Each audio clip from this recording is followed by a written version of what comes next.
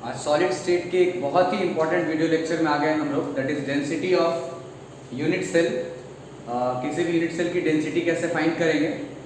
बिना time waste के चलिए स्टार्ट करते हैं। और आपको एक बात बता देता हूँ पहले कि अगर डेंसिटी ऑफ एलिमेंट बोले, जो यूनिट सेल की डेंसिटी हो या फिर लैटिस की डेंसिटी हो, बात एक ही होती है। तो डेंसिटी किसी का भी अगर हमें निकालना हो तो हम क्या करते हैं, आपने डेंसिटी का जनरल फॉर्मूला पढ़ रखा होगा कि डेंसिटी इक्वल टू क्या होता है, mass by volume, mass divided by volume. जिसका भी आपको डेंसिटी फाइंड करना है उसके मास को आप ऊपर रखेंगे और उसकी वॉल्यूम को आप कहाँ रखेंगे, नीचे, तो डेंसिटी फाइंड हो जाएगी। यहाँ पे बिल्कुल वही काम करना है कि आपको डेंसिटी किसकी निकालनी है, यूनिट सेल की। इसके लिए आपको मास ऑफ यूनिट सेल को ऊपर रखना पड़ेगा और नीचे रखना पड़ेगा वॉल्यूम ऑफ यूनिट सेल को। तो यहाँ मैं बीच बीच में कुछ कुछ चीजें बताऊंगा और आपको एक दो न्यूमेरिकल्स भी बना के दिखाऊंगा जिससे आपको चीजें और भी क्लियर हो जाए। तो देखिए, सबसे पहले तो मास निकालना और हमें वॉल्यूम निकालना है, तो यहाँ एक क्यूबिक सेल बनाते हैं, एक क्यूबिक सेल बनाते हैं। और ये क्यूबिक सेल के अंदर जो पैकिंग होगी वो तो किसी भी तरह की पैकिंग हो सकती है। अगर पैकिंग सिंपल क्यूबिक वाला हुआ तो पार्टिकल कितना होगा, ओवरऑल 1। अगर यहां पर पैकिंग एफसीसी हुई तो पार्टिकल कितना होगा, 4। और अगर पैकिंग बीसीसी हुई तो पार्टिकल्स कितने होंगे, 2। बहुत सिंपल है, एकदम बहुत सिंपल है। देखते जाइए खाली क्या क्या करना है। ये जो नंबर ऑफ पार्टिकल्स है ना, नंबर ऑफ पार्टिकल्स है, इनको हमें मान लेना है z। क्या ले लेना है, z। अब आप देखो मास कैसे निकालते हैं। अभी हमें इस यूनिट सेल का मास निकालना है, मतलब इसमें कितने पार्टिकल्स बैठे हैं उसका मास निकालना है, टोटल मास। तो हम ऐसा करते हैं कि हमने पहले इसका एज लेंथ क्या मान लिया, a। Let edge length of cube या unit cell equal to a, और लेंथ चलिए हमने किस में ले लिया, पिकोमीटर में। आपको ऐसे बताएंगे कि आप न्यूमेरिकल्स भी आराम से बना पाएंगे। अगर लेंथ पिकोमीटर में है तो डेंसिटी जो केमिस्ट्री में जनरली कैलकुलेट की जाती है वो की जाती है ग्राम पर सेंटीमीटर क्यूब में। किसमें, ग्राम पर सेंटीमीटर क्यूब। तो अगर लेंथ पिकोमीटर में है तो सबसे पहले आपको उसको सेंटीमीटर में कन्वर्ट करना पड़ेगा, ठीक है। उस पर भी आएंगे हम, उस पर भी आएंगे, लेकिन स्टेप वाइज हम बात करते हैं आपके साथ। दो तरह का आपको चीज बताएंगे, दोनों समझ लीजिए, हर टाइप का क्वेश्चन समझ में आ जाएगा। तो वॉल्यूम कितनी होगी, वॉल्यूम होगी ए क्यूब पिकोमीटर क्यूब, ठीक है।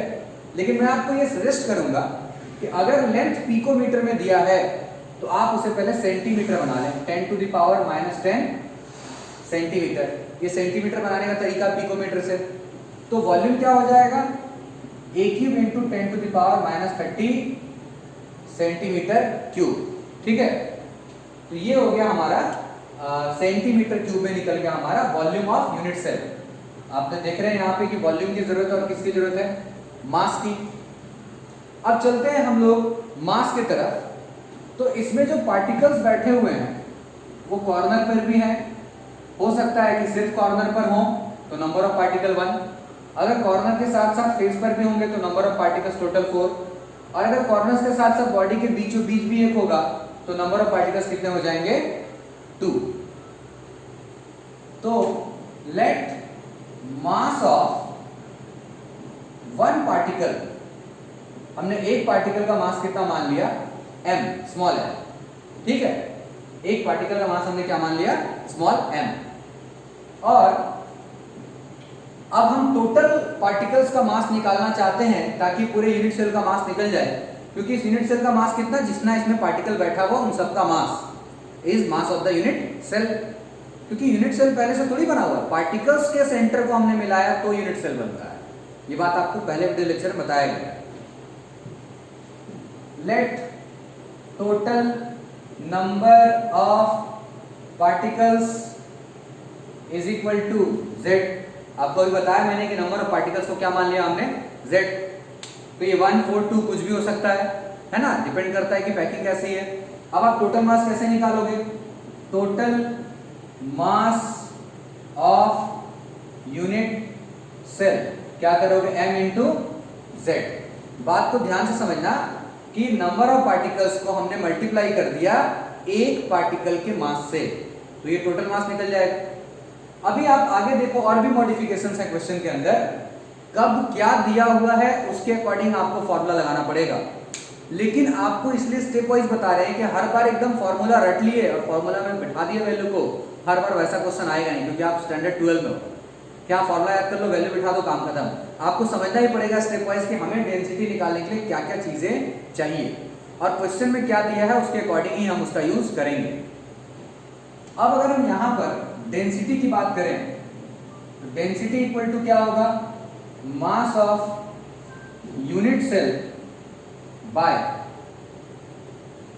Volume of unit cell. तो आप देखिए हमने मास क्या निकाला है, Z इंटू एम। ये Z क्या है, number of particles in the unit cell, m क्या है, मास ऑफ वन पार्टिकल। यहां हमने लिखा एक पार्टिकल का मास लेंगे और उससे सारे पार्टिकल के मास को मल्टीप्लाई करेंगे, टोटल मास निकल जाएगा, है ना, डिवाइडेड बाय वॉल्यूम। आपका पास वॉल्यूम कितना है, a cube into 10 to the power minus 30। याद रखिए ये 10 टू द पावर माइनस 30 आप तभी लगाएंगे जब आपका लेंथ पिकोमीटर में दिया हुआ हो और आपको डेंसिटी निकालने को कहा गया हो, और लेंथ किस में दिया हो, पिकोमीटर में। तो पिकोमीटर को सेंटीमीटर में कन्वर्ट करने के लिए हमने क्या लगा दिया, 10 to the power minus 30। Actually हमने 10 टू द पावर माइनस 10 लगाया था, लेकिन जब हमने वॉल्यूम निकाला इसका होल क्यूब हुआ, क्योंकि वॉल्यूम क्या होता है, a क्यूब। जब हमने इस पूरे का क्यूब किया तो ये a क्यूब बन गया, ये 10 टू द पावर माइनस 30 बन गया, ये सेंटीमीटर क्यूब बन गया। ऊपर वाला जो वैल्यू हमारा ग्राम में है और नीचे वाला वैल्यू हमारा सेंटीमीटर क्यूब में है। तो ये हो गया एक फॉर्मूला हमारे पास डेंसिटी कैलकुलेट करने का। आप डी से भी डिनोट कर सकते हैं, आप रो से भी डिनोट कर सकते हैं, ये डेंसिटी कैलकुलेट करने का हमारा फॉर्मूला हो गया। किस केस में इस बात का आप जरूर ध्यान रखें, ये एकदम जनरल केस है कि लेंथ दिया हुआ है पिकोमीटर में, हमने उसको सेंटीमीटर में कन्वर्ट करना है, और यहां पर अभी हमने एकदम बेसिक फॉर्मूला लगाया है कि मास ऑफ वन पार्टिकल निकालेंगे, और मास ऑफ वन पार्टिकल को टोटल नंबर ऑफ पार्टिकल से आपको मल्टीप्लाई करना पड़ेगा, तभी ये मास ऑफ यूनिट सेल बनेगा। और नीचे हमने क्या रखा, वॉल्यूम ऑफ यूनिट सेल। और क्यों हमने पिकोमीटर से सेंटीमीटर बनाया, क्योंकि हमें यूनिट क्या लेके आना है फाइनली, ग्राम पर सेंटीमीटर क्यूब। ऊपर वाला ग्राम में, नीचे वाला सेंटीमीटर क्यूब में, रिजल्ट किस में आएगा, ग्राम पर सेंटीमीटर क्यूब में। अब आप देखिए क्वेश्चन में अगर मोलर मास दिया हो, अब इसको भी समझिए आप, अगले स्टेप पे आते हैं, इससे थोड़ा फॉर्मूला को आगे लेके चलते हैं, लेकिन ये एक बेसिक आइडिया मेरे तरफ से मैंने आपको दे दिया डेंसिटी निकालने का, कि मास आपको रेडी करना है, वॉल्यूम आपको रेडी करना है और फॉर्मूला में बिठा देना है। वॉल्यूम किसका, यूनिट सेल का, क्योंकि आप डेंसिटी यूनिट सेल निकाल रहे हैं। मास किसका, यूनिट सेल का, तो मास ऑफ यूनिट सेल कैसे निकलेगा, कितने पार्टिकल्स है वो आपको पता रहना चाहिए, और एक पार्टिकल का मास कितना है वो आपको पता रहना चाहिए। आप दोनों मल्टीप्लाई करोगे काम हो जाएगा। अब पार्टिकल्स कितने, ये डिपेंड करता है कि पैकिंग कैसी है, ठीक है, उस यूनिट सेल की पैकिंग कैसी है। अब देखिए क्वेश्चन में मोलर मास दिया हो या कहीं एटॉमिक वेट दे दिया हो, या कहीं पर मॉलिक्यूल है तो मॉलिक्यूलर वेट दे दिया हो, मॉलिक्यूलर मास दे दिया हो, इन सब का मतलब वहां पर एक ही होगा। और आपको पता होगा मोलर मास का क्या मतलब होता है, मास of one mole of substance. यहां ये जो m है, कितने पार्टिकल्स का मास है, वन पार्टिकल का। तो अगर क्वेश्चन में मोलर मास दिया, मैं आपको ऐसे समझाने की कोशिश कर रहा हूं कि न्यूमेरिकल बनाने समय ये जो थ्योरी थ्योरेटिकल पार्ट आपको बताया जा रहा है पूरा यूज में आ जाए, हर टाइप के न्यूमेरिकल में आपको काम आ जाए इजी वे में।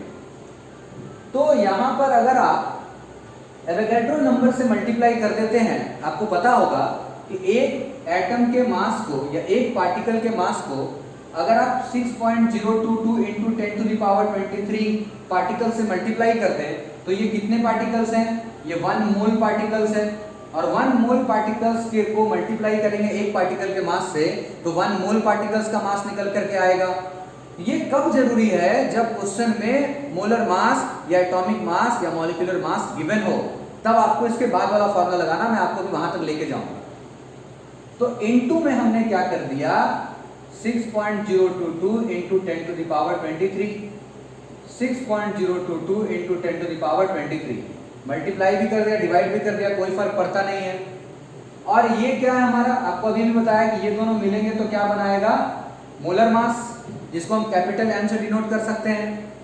तो ये M और ये वाला 6.022 इंटू 10 टू द पावर 23, जिसको शॉर्ट में हम लोग NA भी बोलते हैं, एवोगैड्रो नंबर। जब ये दोनों एक साथ कंबाइन हो जाएंगे तो ये क्या बना लेगा, B = Z × M divided by A³ × 10⁻³ into Na into क्या है ये वाला Na क्यों, Na stand for Avogadro number. लेकिन ये फॉर्मूला आपको कब लगाना है, ये फॉर्मूला आपको कब लगाना है, ये फॉर्मूला आपको तब लगाना है जब क्वेश्चन में m की वैल्यू प्रोवाइडेड हो। m क्या हो सकता है, m मोलर मास भी हो सकता है, m एटॉमिक वेट भी हो सकता है, m मॉलिक्यूलर वेट भी हो सकता है। ठीक है, अगर ये क्वेश्चन में गिवन होगा तो फिर आप वहां पर ये फॉर्मूला अप्लाई करोगे। लेकिन आपके पास एक जनरल आइडिया होना चाहिए कि हमें किसी भी यूनिट सेल की अगर डेंसिटी चाहिए तो, क्योंकि देखो हर बार फॉर्मूला बेस्ड क्वेश्चन नहीं आएगा कि आपने फॉर्मूला डाला और बना दिया। और आप इस बात पे जरूर फोकस करना कि ये 10⁻³ कहां से आया, कब लगाना है, कब नहीं लगाना। कब नहीं लगाना वो भी मैं आपको बताऊंगा, अभी बताऊंगा। आराम से समझो, न्यूमेरिकल एकदम इजी वे में बन जाएगा तुम्हारा। तो 10⁻³ जो हमने लगाया है वो तो हमने पिकोमीटर से सेंटीमीटर बनाया इसलिए आया, अगर नहीं बनाना होता तो नहीं आता। कब नहीं बनाना होगा वो भी बताएंगे इजी वे में। लेकिन पहले ये समझो कि ये एक स्टेप हमारा बहुत इंपॉर्टेंट है कि हम सिर्फ m तक काम कर रहे थे, मास हमने रेडी किया, वॉल्यूम हमने रेडी किया, ये ग्राम में, ये सेंटीमीटर क्यूब है, वैल्यू क्या है डालना, सॉल्व कर देना। ये वाला फॉर्मूला कब लगाएंगे, जब मोलर मास दिया होगा या एटॉमिक वेट दिया होगा या फिर मॉलिक्यूलर वेट दिया होगा, क्योंकि m कहां से आया, m stands for molar mass, आपको बताया अभी। तो यहां पर जो वैल्यू है Na की वैल्यू कितनी होगी, 6.02 10⁻23। चलो ये तो मैंने आपको 2 स्टेप में फॉर्मूला बता दिया, डिस्क्राइब कर रहे हैं फॉर्मूला के बारे में। अब हम ये कह रहे हैं कि मान लो ऐसा क्वेश्चन है जहां डेंसिटी पहले से गिवन है। पहले तो ये वाला आप समझ गए हो, आई होप कि समझ गए हो। मैं थोड़ा सा यहां से हटाऊंगा इसलिए आप इसका स्क्रीनशॉट ले लो और समझो कि कैसे ये फॉर्मूला बना, कब इस फॉर्मूला को अप्लाई करना है। क्वेश्चन बताएंगे तो अपने आप समझ में आएगा, अभी क्वेश्चन भी बताएंगे। तो कब ये फॉर्मूला अप्लाई करना है, कब ये फॉर्मूला अप्लाई करना है, और अब जो बताने जा रहे हैं वो कब लगाना है और वैसा कब करना है। जब कब किस तरीके से फॉर्मूला को यूटिलाइज करना है ये समझ जाओगे तो तुम्हें न्यूमेरिकल बनाने में बहुत आसानी होगी। ऐसा नहीं है कि बाकी की तरह एक फॉर्मूला लिख दिया आप तुम समझो कि क्या करना नहीं करना, पूरा डिस्क्राइब कर दे रहे कैसे कैसे सॉल्व करना है। चलो स्क्रीनशॉट लो, ये चलो ऊपर का हटाते हैं थोड़ा सा और हम बस फॉर्मूला लिखेंगे और समझाएंगे कि कब कौन सा फॉर्मूला यूज करना है। देखो यूनिट की कंसिस्टेंसी मेंटेन करना बहुत जरूरी है। तो हम बताते हैं कि अगर मान लो कि क्वेश्चन में डेंसिटी गिवन है, डेंसिटी गिवन है, किसमें गिवन है, ग्राम पर सेंटीमीटर क्यूब में गिवन है। यूनिट बता रहे, यूनिट, वैल्यू क्या दिया है उससे मतलब नहीं है, वैल्यू क्या दिया है उससे कोई मतलब नहीं है। अगर मान लो डेंसिटी गिवन है, अब आ रहे न्यूमेरिकल पर, डेंसिटी गिवन है ग्राम पर सेंटीमीटर क्यूब में और z की वैल्यू तो तुम पता लगा लोगे किसके हिसाब से, पैकिंग के हिसाब से। सब पे न्यूमेरिकल करके दिखाएंगे, टेंशन नहीं लेना। z की वैल्यू तुम पता लगाओगे पैकिंग के हिसाब से कि पैकिंग कैसा है। मोलर मास मान लो गिवन है, मोलर मास भी तुम समझ रहे हो ये भी गिवन है क्वेश्चन के अंदर, क्योंकि पहला क्वेश्चन ऐसा ही है। और तुमसे पूछा गया कि a की वैल्यू कितनी है, मतलब edge length of unit cell कितना है। तो यहां पर कौन सा फॉर्मूला लगाएंगे, यहां पर हमें सेंटीमीटर या पिकोमीटर से सेंटीमीटर नहीं बनाना पड़ेगा क्योंकि यहाँ एज लेंथ तो दिया नहीं है। तो तुम ऐसा बनाओगे कि density is equal to z into M by A cube into Na, ये फॉर्मूला वहां पे लगाओगे। और आगे सुनो बहुत ध्यान से, अब तुम सोच रहे हो सर यहाँ ए क्यूब इंटू 10⁻³ नहीं लगाया, वो तो तब करना है ना जब डेंसिटी निकालना हो, डेंसिटी निकालना हो और एज लेंथ दिया हो पिकोमीटर में। तो हम पहले इसको क्या बनाएंगे, सेंटीमीटर, और सेंटीमीटर बनाने के चक्कर में तो 10⁻³ आया था। अब ये सारा चीज गिवन है, ये सारा चीज गिवन है, तो भैया z की तो कोई यूनिट होती नहीं है, m का मतलब तो तुम समझ गए हो कि ये ग्राम पर मोल में आ जाएगा। तो यहां से जो a की वैल्यू आएगी, चाहे वो कोई भी वैल्यू आए, उसका यूनिट क्या होगा, यूनिट क्या होगा, सेंटीमीटर। क्यों सेंटीमीटर होगा, क्योंकि डेंसिटी वो किसमें दिया है, ग्राम पर सेंटीमीटर क्यूब में। इसका मतलब इस बात का भी ध्यान रखना है कि डेंसिटी जिस यूनिट के साथ होगा एज लेंथ का भी वही यूनिट आएगा रिजल्ट में। सॉल्व करके दिखाएंगे तो समझ में आ जाएगा। और जब ये सेंटीमीटर में आ जाए तो इसको किस में कन्वर्ट कर लेना, पिकोमीटर में। कैसे, अभी अभी तुम्हें बताया था ना कि 1 picometre equal to 10 to the power minus 10 centimetre. तो 1 सेंट, अभी आप पिकोमीटर से अगर सेंटीमीटर बना रहे थे तो आपने 10 टू द पावर माइनस 10 से मल्टीप्लाई किया था।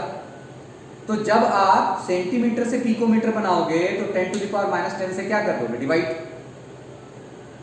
देखो अगर वीडियो कॉम्प्लिकेटेड लगेगा तो इसका मतलब तुमने बातें ध्यान से नहीं सुनी। मैं तुमको स्टेप वाइज ऐसे बता रहा हूँ कि किस तरह के क्वेश्चन में कौन सा फॉर्मूला और कैसे इंप्लीमेंट करेंगे, क्योंकि क्वेश्चन अलग अलग टाइप के होंगे। ऐसा थोड़ी कि एक ही फॉर्मूला लिखा दिया कि देखो ये फॉर्मूला है, इसमें वैल्यू बैठा दो, बन गया। जैसा क्वेश्चन उस हिसाब से हमारा स्टेप रहेगा क्वेश्चन के लिए, उस हिसाब से हम मतलब उसके पीछे जाएंगे। तो इसलिए तुम्हें बताया कि ये एक जनरल फॉर्मूला, भैया आपको मास ऑफ यूनिट से रेडी किया, वॉल्यूम रेडी किया और यहाँ पे डालते वॉल्यूम किस में रखना है, सेंटीमीटर में। अगर सेंटीमीटर में दिया तब कोई टेंशन नहीं, लेकिन पिकोमीटर दिया तो सेंटीमीटर बनाओ। मतलब डेंसिटी फाइंड करनी है तो आप ये वाला स्टेप लगाओ। अगर डेंसिटी फाइंड करनी है और आपको मोलर मास दे रखा है तो आप ये वाला लगाओ। और अगर आपके क्वेश्चन में डेंसिटी गिवन है, जेड आप निकाल लोगे, एम गिवन है, ए पूछ लिया, एज लेंथ पूछ लिया, तब आपको यहाँ 10 टू द पावर माइनस 30 नहीं लगाना। क्यों लगाए तब हमने थोड़ी लेंथ में कन्वर्ट किया, लेंथ तो पहले दिया ही नहीं था। तो लेंथ जब निकलेगा तो वो किस में निकलेगा, सेंटीमीटर में निकलेगा, क्योंकि डेंसिटी किस में गिवन है, ग्राम पर सेंटीमीटर क्यूब में। तो यूनिट की कंसिस्टेंसी मेंटेन होनी चाहिए, इसका याद रखना। तो यहाँ से वैल्यू निकलेगी सेंटीमीटर में, फिर हम उसको 10 टू द पावर माइनस 10 से डिवाइड करके क्या बना देंगे, पिकोमीटर, क्योंकि एज लेंथ को हमेशा किस में ले जाके छोड़ो, पिकोमीटर में। एकेडमिक्स में ये बहुत ध्यान से ये चीजें देखी जाती है। तो अब हमको लगता है कि चीजें समझ में आ गई होंगी, न्यूमेरिकल देखेंगे तो और भी क्लियर हो जाएगा, है ना। तो चलो न्यूमेरिकल देखते हैं, इसको पहले स्क्रीनशॉट लो, पहला न्यूमेरिकल लिखते हैं।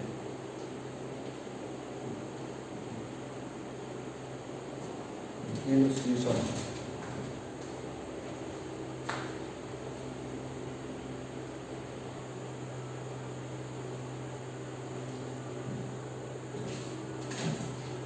चलिए देखिए, अब जैसा जैसा आपको बताया है उस हिसाब से आपको क्वेश्चन भी, न्यूमेरिकल्स भी बताते हैं, ताकि कोई कंफ्यूजन ना रहे कि क्यों ऐसा बार बार हम कह रहे थे कि डिपेंड करता है कि कैसा चीज गिवन है क्वेश्चन में, उसके अकॉर्डिंग ही हम फॉर्मूला लगाएंगे।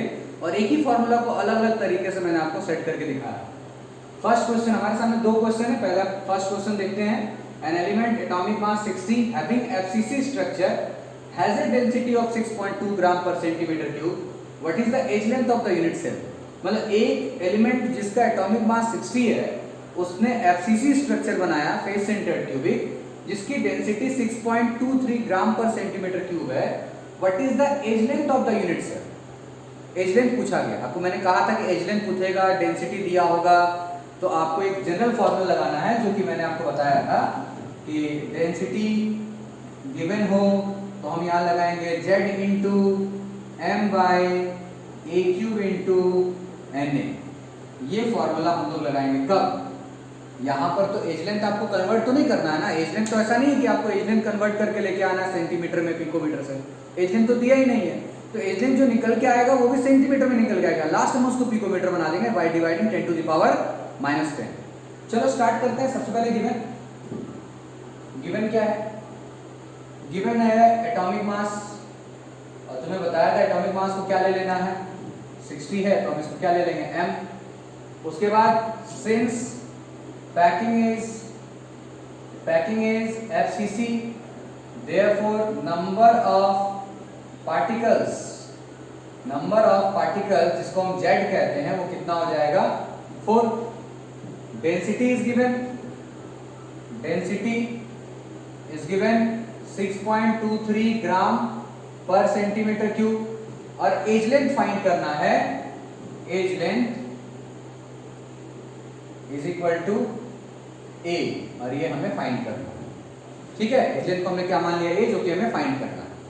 और अब तुम देखोगे गिवन क्या है और क्या फाइंड करना है। इसके लिए हमने पहले क्या सीखा था, तो यही फॉर्मूला हमें यूज करना है, बिकॉज क्वेश्चन में m की वैल्यू गिवन है ना, m की वैल्यू गिवन है, z की वैल्यू हमने रेडी कर लिया 4, d की वैल्यू गिवन है, क्या गया 6.23 ग्राम पर सेंटीमीटर क्यूब, Na का वैल्यू तो आपको पता है 6.022 10 टू द पावर 23, और आपको a क्यूब यहां से निकल के आएगा, a क्यूब निकल के आएगा। तो चलो स्टार्ट करते हैं।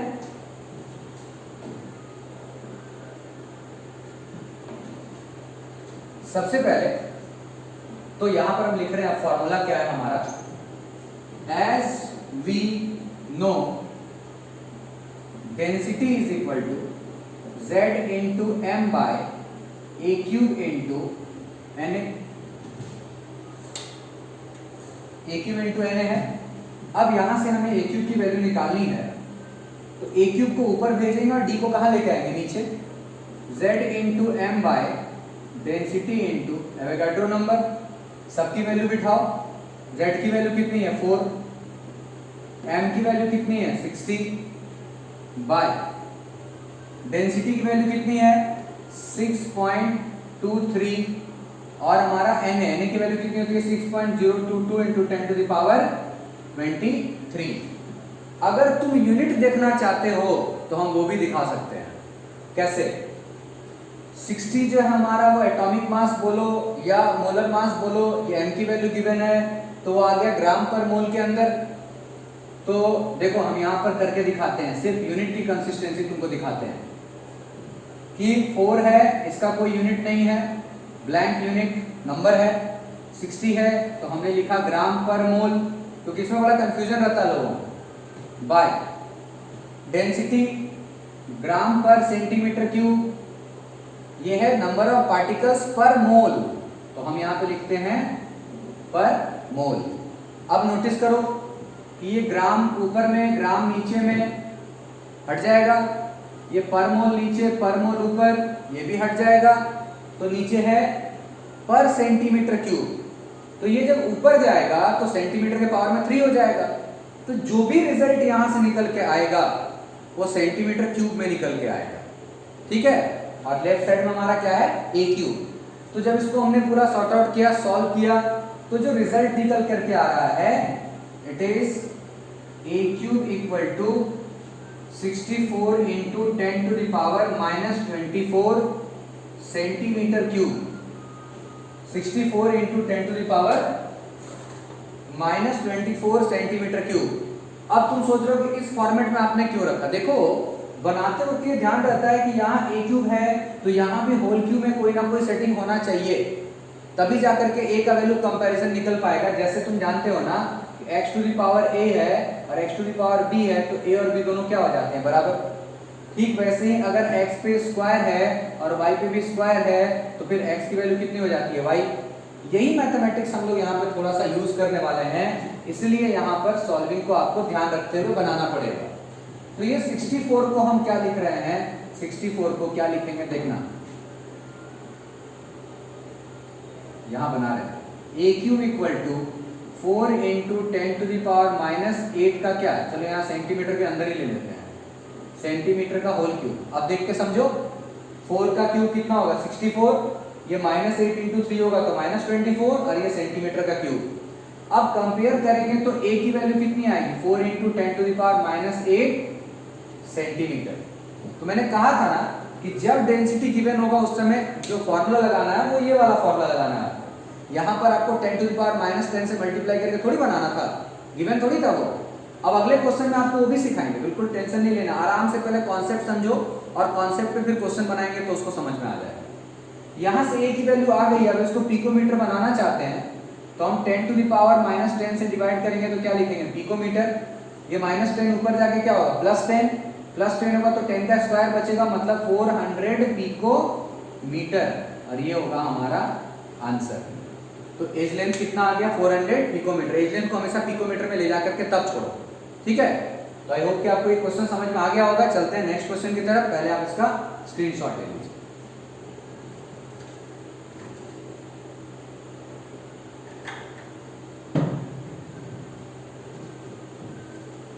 सेकंड नंबर क्वेश्चन पे चलते हैं। अभी इसके बाद अगर जरूरत पड़ा तो एक और क्वेश्चन भी आपको बना के दिखाएंगे। थोड़ा यूनिट का कंसिस्टेंसी आप मेंटेन रखना सीखिए, क्योंकि लोग बड़े कंफ्यूज रहते हैं इसके अंदर कि सेंटीमीटर में रखना है ना पिकोमीटर में रखना है, फिर वो एक फॉर्मूला याद करते हैं फिर उनको दिक्कत हो जाता है। इसलिए क्वेश्चन नंबर 2 हमारा बहुत ही इंपॉर्टेंट सेक्शन है। 1 नंबर को हम हटा दे रहे हैं यहाँ से। 2 नंबर बहुत ही इंपॉर्टेंट और एग्जाम में काफी बार पूछा गया है, जहां पे आप इस बात को समझेंगे कि क्यों मैंने आपको डिटेल में समझाया फॉर्मूला। सिर्फ फॉर्मूला याद नहीं करना, डिटेल में समझना बहुत जरूरी था। An element crystallizes in a structure having a FCC unit cell। जैसे ही आपने FCC यूनिट सेल पढ़ा तो आप समझ गए कि Z का वैल्यू 4 होगा, क्योंकि फेस सेंटर्ड में 4 होता है particles. Of N edge length 200 picometre, मतलब एज लेंथ कितना दिया हुआ, ए की वैल्यू दी है 200 पिकोमीटर, दिमाग में आ रहा होगा पिकोमीटर से सेंटीमीटर बनाना होगा।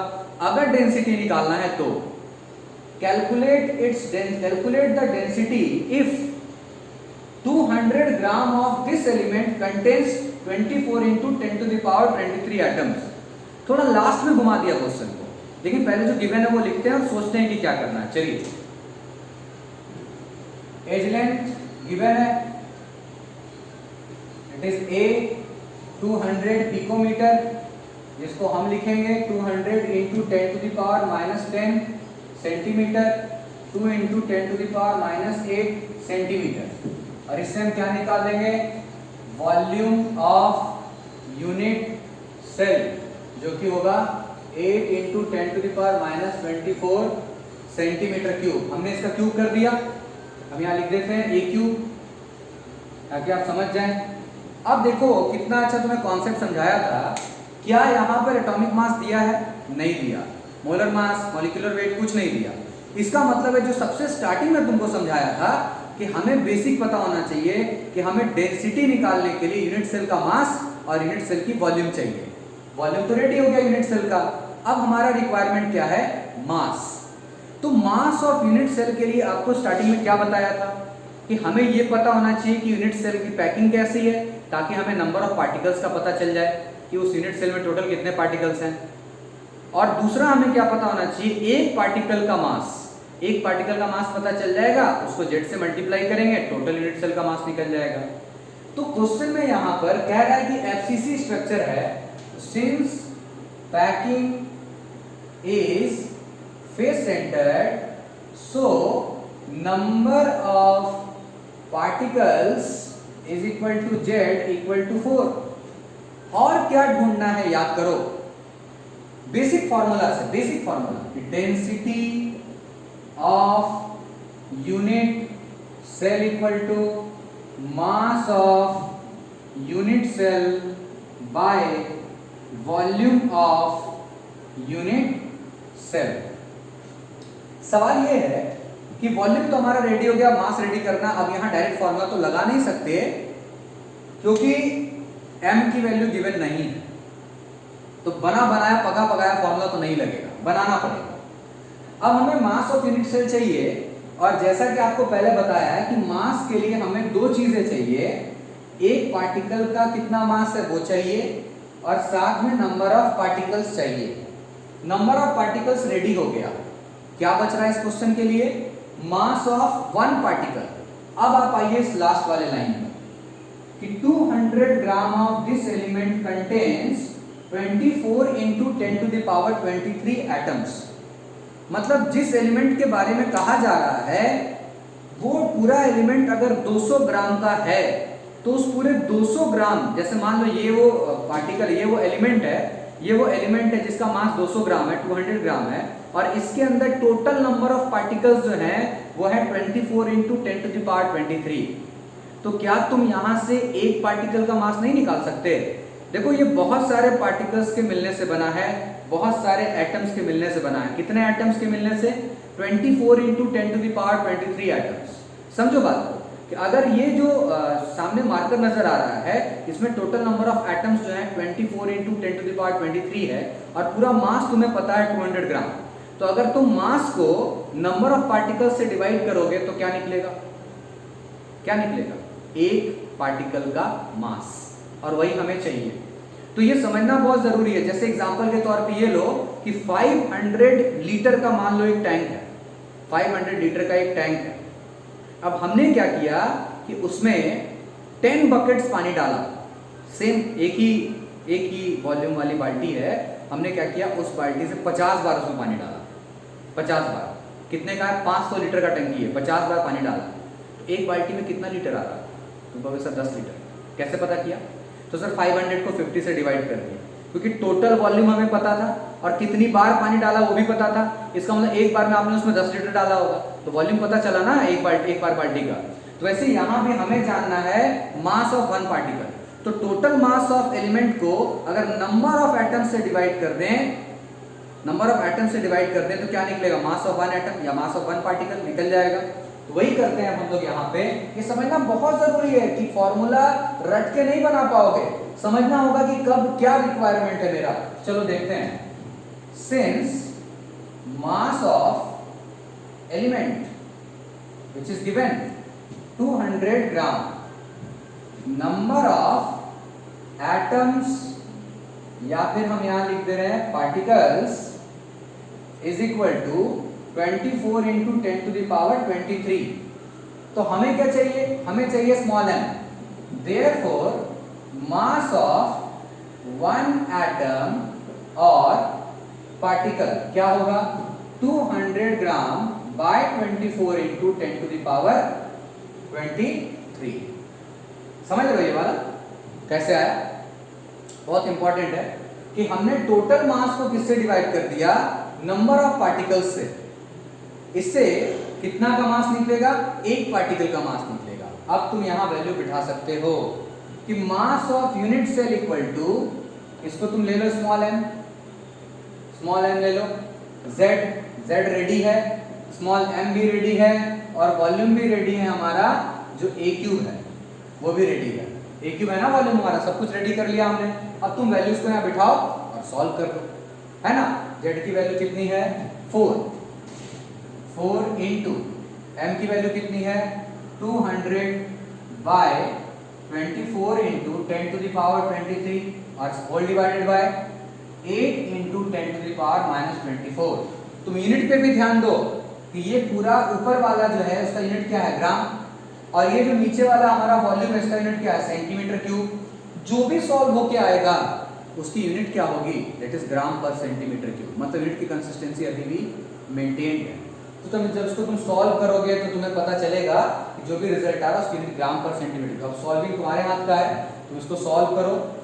ये वाला पूरा नीचे लिख सकते हैं, तो ये तो बहुत इजी हो जाएगा। 23 माइनस 24 मतलब -1 बचेगा। 4 से ये 6 टाइम्स में कैंसिल हो जाएगा, 6 से तुम इसको कैंसिल कर सकते हो।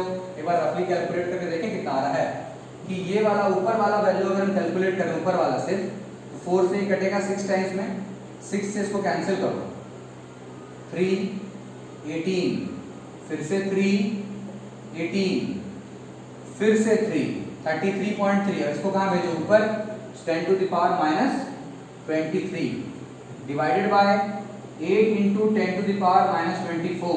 ये ग्राम है सेंटीमीटर पर सेंटीमीटर क्यूब। अब आगे तुम इसका सॉल्व करो कि तुम ये पॉइंट को हटा दो, ये दोनों तो आराम से हो जाएगा, है ना।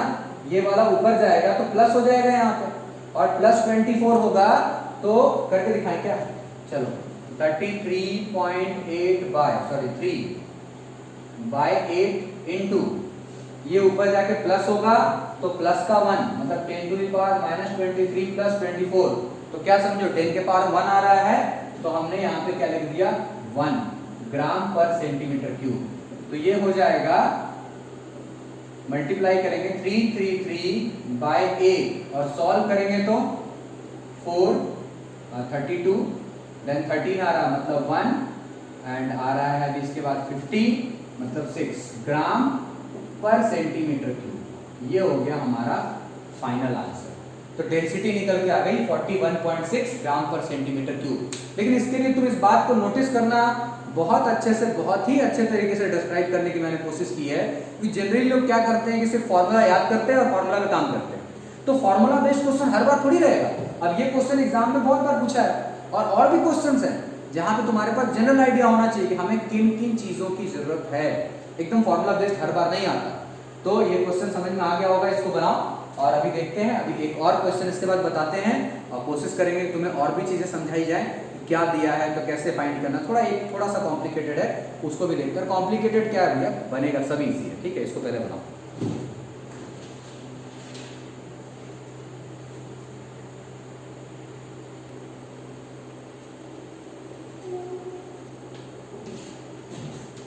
चलो एक और लास्ट क्वेश्चन देख लेते हैं, बहुत ही इंपॉर्टेंट और कहने के लिए कॉम्प्लिकेटेड है, समझ में आ जाएगा तो फिर बहुत इजी लगेगा। An element crystallises in a BCC lattice. BCC जैसे ही कहा तो तुम्हारे दिमाग में आता होगा कि नंबर ऑफ पार्टिकल्स कितने होंगे 2 with cell edge length of 500 picometre. A की वैल्यू गिवन है 500 picometre. The density of element A 7.5 gram पर सेंटीमीटर क्यूब। डेंसिटी किसमें गिवन है? ग्राम पर सेंटीमीटर क्यूब में। अब सोचो कि अगर ये सेंटीमीटर क्यूब में है तो इसको भी सेंटीमीटर में होना चाहिए था। मान लो किसी क्वेश्चन में ये केजी पर मीटर क्यूब में है, तो फिर इसे भी मीटर क्यूब में होना पड़ेगा, और इसके लिए हम 10 टू द पावर -12 से मल्टीप्लाई करेंगे पिकोमीटर से मीटर बनाने के लिए। तो इतना आइडिया तो दिमाग में होना चाहिए ना कि यूनिट भी तो कंसिस्टेंट होना चाहिए। जो मेरा रिजल्ट आने वाला है उसके लिए जो यूनिट चाहिए वही यूनिट चाहिए। ऐसा थोड़ी कि तुम लेंथ निकाल रहे हो और तुम्हारा केजी में आंसर आ जाएगा, मास निकाल रहे हो और तुम्हारा सेंटीमीटर में आंसर आ जाएगा, तो वो तो गलत हो जाएगा। How many atoms are present in 300 gram of the element. अब लो इधर पूछ लिया कितने एटम्स हैं। मान लो ये पूरा 300 ग्राम 300 ग्राम का मेरा एलिमेंट है। पूछा इसमें टोटल कितने एटम्स हैं, टोटल इसमें कितने एटम्स हैं। तो इस 300 ग्राम के एलिमेंट में क्या एक यूनिट सेल बनता होगा? बहुत सारे यूनिट सेल होंगे। मान लो ये एक यूनिट सेल है ना, और इसके ऊपर भी यूनिट सेल बना हुआ। लेकिन हमें इतना जरूर पता है कि एक यूनिट सेल में नंबर ऑफ पार्टिकल्स कितने हैं? 2। क्यों पता है? क्योंकि बीसीसी पैकिंग क्वेश्चन में दी हुई है।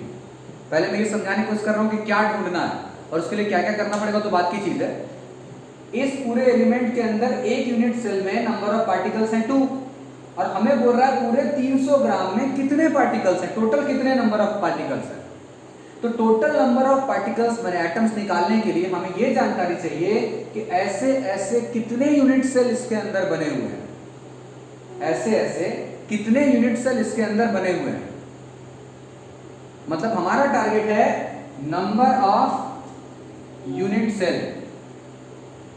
पूरे 300 ग्राम के अंदर, पूरे एलिमेंट के अंदर total number of unit cell कितने हैं।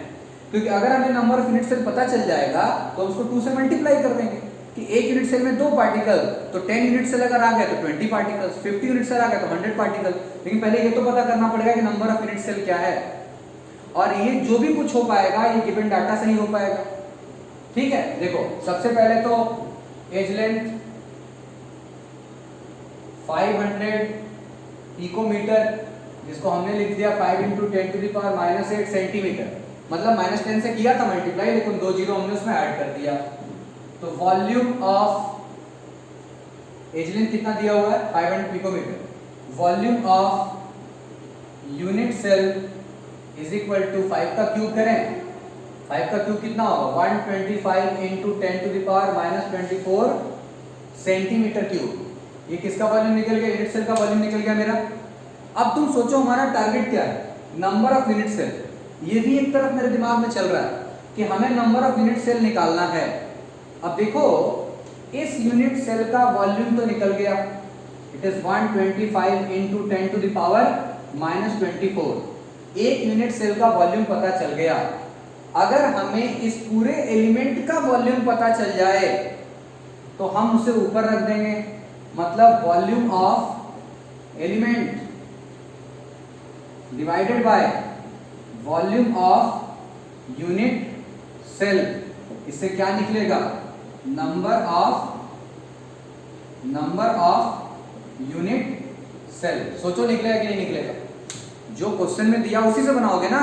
तो क्वेश्चन में दिया था edge length of unit cell, तो edge length of unit cell से क्या निकला? Volume of unit cell. मतलब एक यूनिट सेल का वॉल्यूम निकला।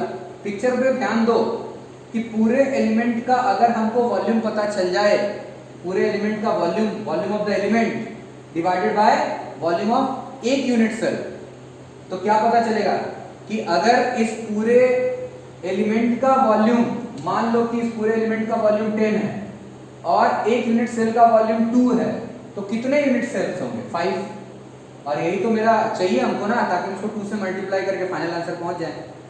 तो ये अब हमें ढूंढना है वॉल्यूम ऑफ एलिमेंट। जो भी करना है फॉर्मूला से करना है, जो फॉर्मूला हम जानते हैं। और यहाँ पे डेंसिटी ऑफ एलिमेंट गिवन है, मास ऑफ एलिमेंट गिवन है। तो डेंसिटी का फॉर्मूला क्या जानते हो? Since density of element is equal to mass of element divided by volume of element. इस बात को ध्यान से समझो कि density of element equal to किसी का भी डेंसिटी हो, बोला फिर तुमको कि रटा रटाया फॉर्मूला से सारा क्वेश्चन नहीं बनता, वो बस पहला वाला था या उस टाइप का एग्जाम में आ गया तो तुम बना दोगे कि हाँ भाई ये दिया वैल्यू बिठाया सॉल्व। हर बार वैसा नहीं होगा ना, इसलिए कॉम्प्लिकेटेड वाला भी सीखना पड़ेगा। इनकेस अगर एग्जाम में ऐसा, तो ये सब एग्जाम में आया हुआ क्वेश्चन है। तो density of element mass by volume, यहां से हमें क्या मिल जाएगा, वॉल्यूम ऑफ एलिमेंट। और तुम देखो तलाश भी उसी की है, क्योंकि ये तो निकल चुका है। और वही तो कह रहे हैं कि पहले सबसे पहला स्टेप में क्या सोचे कि हमको चाहिए नंबर ऑफ यूनिट सेल।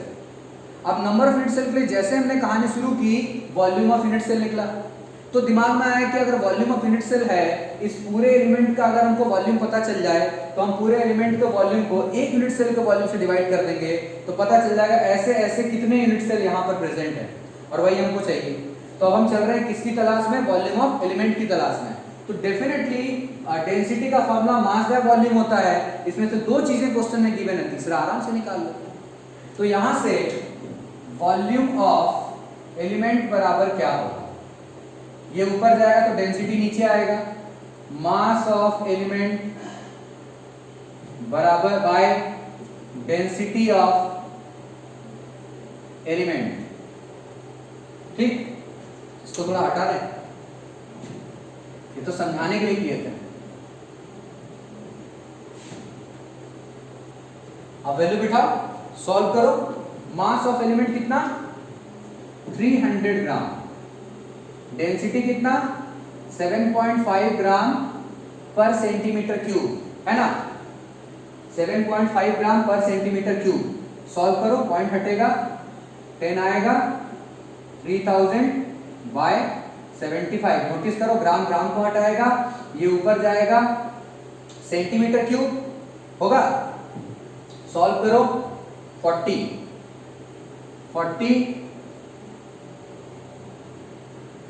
आएगा, ठीक है। वॉल्यूम निकल गया।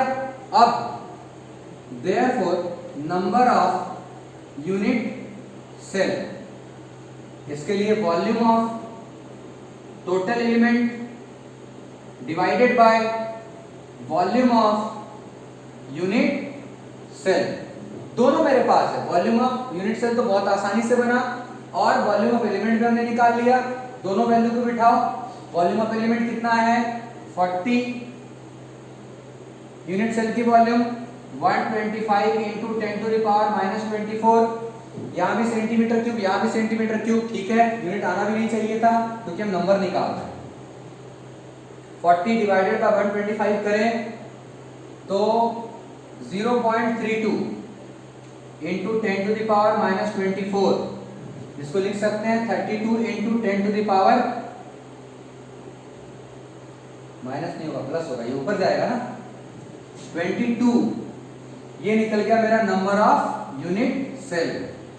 अब आपको पता है ना आगे क्या करना है, आगे बस यही करना है कि since packing is BCC, therefore number of particle in a unit cell is equal to 2। तो एक यूनिट सेल में 2 पार्टिकल या 2 एटम, तो इतने यूनिट सेल्स में कितना पार्टिकल, कितना atom, 2 into this, and here it comes the answer।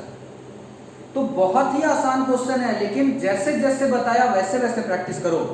कि अगर तुमको तो पूरा थ्योरी भी वैसे ही समझाया ना जैसा जरूरी है, इसलिए थ्योरी को समझना बहुत जरूरी है थ्योरेटिकल पार्ट को, तब न्यूमेरिकल सेक्शन आसानी से हैंडल होगा कि कब कैसे क्या दिया होगा तो कैसे यूज करना। अगर इस क्वेश्चन में यहाँ kg पर मीटर क्यूब दिया रहता तो हम यहाँ पर इसको किस में रखते, मीटर क्यूब में, और इसके लिए हम 10 टू द पावर -12 से मल्टीप्लाई करते 500 को, ताकि वो मीटर बने। तो इंपॉर्टेंट यही है कि आपको न्यूमेरिकल सेक्शन पे कमांड करना ही पड़ेगा, और अगर न्यूमेरिकल सेक्शन पे कमांड करना है तो थ्योरेटिकल पार्ट इस जगह पे तुम ध्यान दो कि ये जो हमने बनाया है, ये जो वॉल्यूम ऑफ एलिमेंट बनाया है,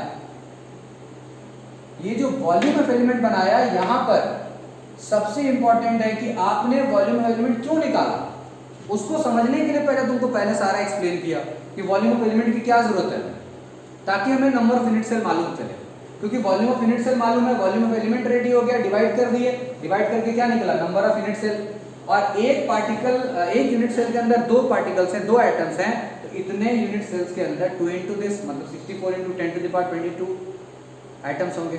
तो आई होप कि आपको आज का वीडियो लेक्चर थोड़ा लंबा हो गया बट बहुत अच्छा और बहुत इंपॉर्टेंट है, एग्जाम में आने का बहुत चांसेस है क्वेश्चन इससे। आप इसको 2-3 बार प्रैक्टिस करें, ठीक है। मिलते हैं अगले वीडियो लेक्चर में हम लोग। अब बस 1-2 टॉपिक ही बचा है इस चैप्टर का, बहुत जल्द खत्म करेंगे। Thank you.